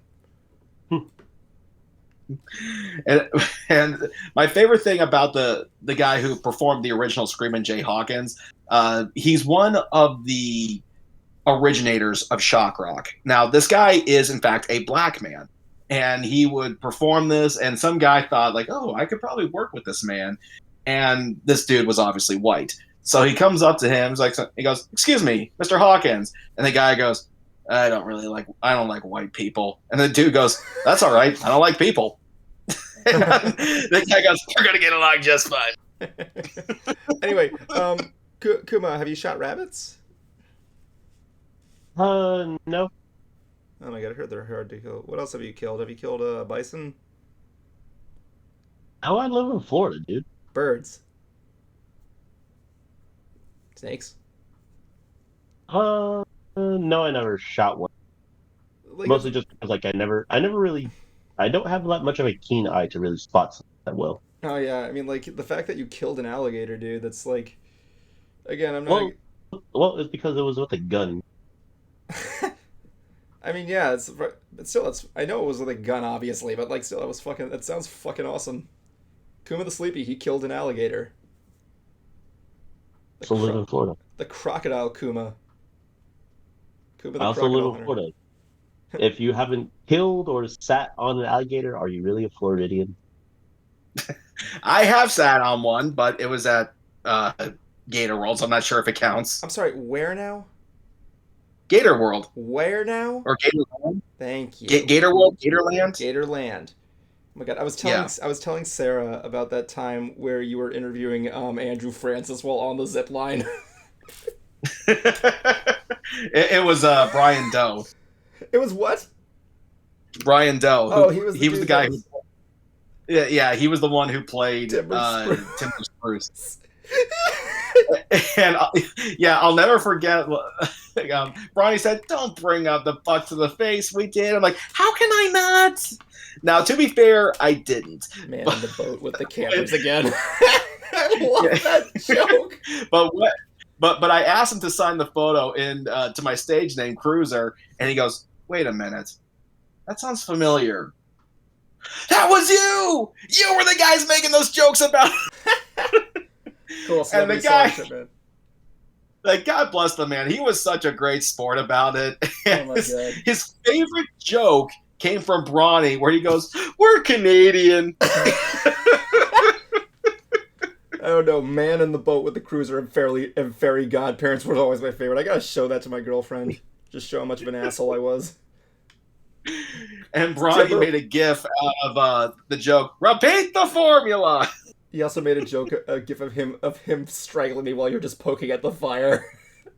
I remember. And for whatever reason, everybody loved that joke. Like, the guitar to the head, nothing. But him screaming, "That is not how contact," with me going, "Yeah, to the fire." That's what got people. Yeah, it's funny. It came out of nowhere. And I forgot what I was doing. I was trying, when he was doing that to me, I tried my hardest not to laugh.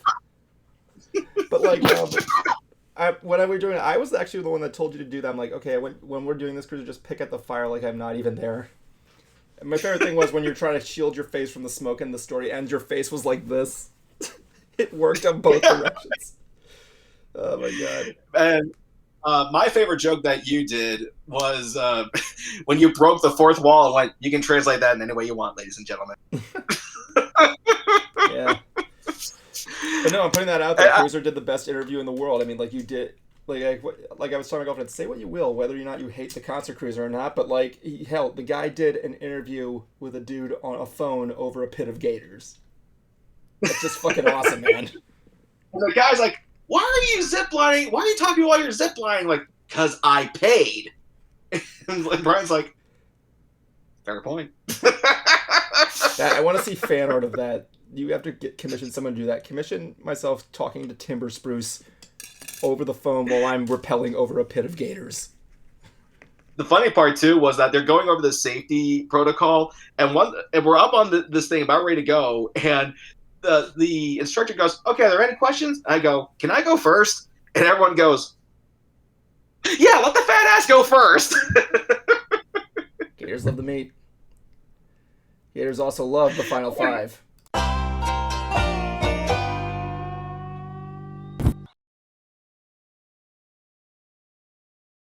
Welcome everybody to the Final Five there. I guess I don't need the bars for this segment. So yes, this is the place where we leave our final thoughts on here. Jablonski's here, so I'm just going to fill in his blank by saying, remember kids, drink your motherfucking drugs. Tonight, we begin with, you know what, I'm going to let the wheel decide who goes first. Why not? Why not? I guess I don't need the bars anymore, but let's see what the wheel says is going first. Oh, there's like hundreds of names. And it's... Hey, it's me! How nice. Okay, then. Then tonight, I'll begin with me in 3, 2, 1, go. I gave you pretty much the 4-on-1. I got a lot on my plate right now. Me and Annette got a new shot at making another website, which is pretty cool. I'm looking forward to doing that, even though it's going to be kind of rushed on us. We have till August to finish it. But no, good stuff. We got some good. That's a good cash flow there. I'm looking forward to a lot of stuff coming up here. Some time with my girlfriend, our trip, getting World done. I'm gonna be. Oh yeah, I should probably mention this. Shaded Sight Studios will be shutting down on July 4th through August 16th, and again in from November 1st through December 15th, in order to make room for more projects, as well as me reserved for a personal project. With that said, I'm going to bring this over to the Concert Cruiser, because the Concert Cruiser knows how to cruise. Hold on. Wait for it. Cruiser, wait for it. Cruiser, wait for it. Cruiser, I swear to God, you better be patient. Yeah, you better sit there looking like the gamer from Mars. Your time begins now. All right. Evan has been fully paid off for Hoof Rock. Finally, he recommended that I do a video telling people it's been, and I am tempted to do it. The thing that's kind of making me iffy about it is, do I tell the truth? So I reached out to Silver Quill and asked him about it. And when I say tell the truth, like I'll say what happened, but I will not drop names. I mean, I'm not going to do that. And the other guy who I was going to do the next episode with, he's still on board for doing it. He just knows I have this going on with my cousin and wants me to finish that first. I'm still working on my writing project, and I've been using ChatGPT to correct it, and it's kind of cool what this thing can do. And it's actually getting me to think more with writing in the novel format. So I'm not gone. I am still working, and hopefully you guys will hear the story. Time. I'm sorry, but yeah, that's interesting stuff there. Like, if you want to tell him that you've just been having a time having had to pay Evan back for his work and everything. Not even that, dude. Okay. I'll discuss after. It's okay. You don't need to go into doing it. If it's something private, I can understand. But let's move on to Kuma. Kuma the Sleepy. Your time begins now. Yay. Haven't really been doing much besides just moving things now. But mostly hanging out with my family. But now that I'm mostly bringing things back and forth from my old place to here. Working more on some D&D stuff. That's pretty much it. I'm trying to think of what else I'm going to be doing while I'm up here as well, too. So, who knows? All right. Is that all you got? Yeah. Okay. Actually, it's cool because Kuma lives a little bit closer to me now. I'm not going to say where, but he lives closer to me. Which means Kuma and me have something we got to do. Huzzah. You know what we got to do. Yep, the movie. Yay. We're gonna watch the movie, man. I want to know how much it is on Amazon before we go to his segment. If you don't know, Cruiser, I told Kuma about the movie Stop or My Mom Will Shoot, and I wanted to know. And he told me about it. I told him about it. He was fascinated by it, and I also told him the thing with Schwarzenegger and everything like that. And yeah, I can totally get it on Amazon for like $10. So now I want to go to his. I'm looking at it right now, and I'm seeing it for rent for $4. Oh, fuck that. No, we're gonna own that shit, man. We're gonna fucking own that shit. Well, that's another time, though. I'll get drunk, he gets blasted, and we just watch this movie and just make fun of it. Oh, wow. There's a retro VHS Blu-ray. Oh, fuck yeah. Yeah. How much is that? $9. Sweet. The one at Walmart? I don't know. Oh, I'm looking at it I'm looking at it right now. Oh, that looks actually really cool. I'm on Amazon right now. Oh, that might be on the list there. We totally gotta. Cult classic? No, it is not. Okay. With that said, let's move on to Kuma's segment. We'll see you next week, everybody there, and drink your motherfuckers.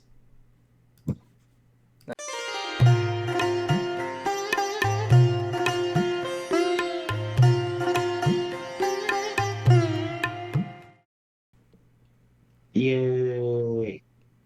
Yay. Quote of the week comes from... Oh, crap. Actually, I forgot to pull it up. Damn. Damn, I can't find it. I'll just leave it with this. And a quote from me, I will say, always find time to relax and enjoy the time while you sleep. Yay, for me.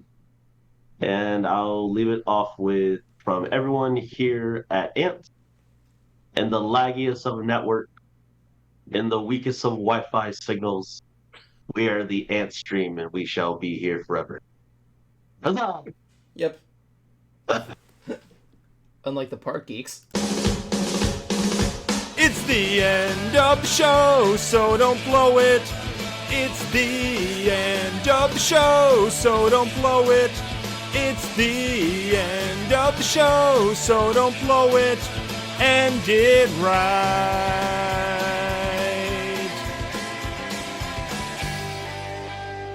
My life is a bacon-wrapped hell on earth.